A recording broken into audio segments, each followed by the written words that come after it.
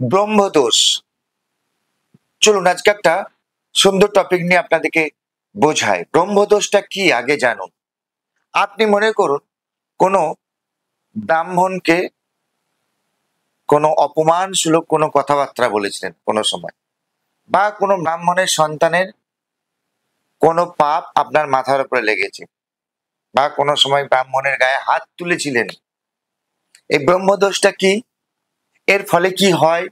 এই যে পাপটা আপনি করেছেন তার ফলে হয় কি, আপনার কর্মজীবনে বারবার অসন্তোষ তৈরি হবে, বারবার কর্মজীবনে আপনার বাধা আসবে, একটা কর্মে আপনি স্থির থাকতে পারবেন না, বা আপনার পরিবারে সন্তান ধারণে অসুবিধা আসবে, বারবার ঝুঁকির জায়গা তৈরি হবে, বারবার গর্ভপাত হচ্ছে।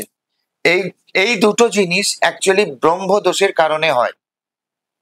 তো এই ব্রহ্মদোষ থেকে উপায়ের জন্য ছোট্ট আপনাকে একটা, আপাতত আমি টোটকা বলছি, এটা করতে থাকুন। কালো হলুদ 9টা টুকরো করবেন, ছোট ছোট কালো হলুদের 9টা টুকরো নেবেন। সেই 9টা টুকরো দিয়ে একটা মালা বানাবেন, এটাকে গলায় ধারণ করুন।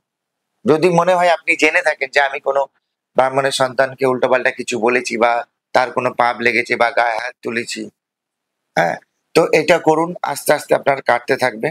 আর তারপরেও যদি খুব অসুবিধা হয় তাহলে কিন্তু অবশ্যই যোগাযোগ করবেন, কারণ এমন কিছু পাপ থাকে যেগুলো কিন্তু আপনি নিজে খণ্ডন করতে পারবেন না। যেমন হয় না, আমাদের ছোট কোনো রোগ হলে আমরা ছোট ওষুধ দিয়ে সেটা সেরে যায়, কিন্তু রোগ যখন অনেক বড় হয় সেটা ওষুধ দিয়ে সারে না, তখন আমাকে হসপিটাল বা নার্সিংহোম বা কোনো ডাক্তারি সেন্টারে যেতে হয়। ধন্যবাদ। ব্রহ্ম সাপ থেকে মুক্ত থাকুন।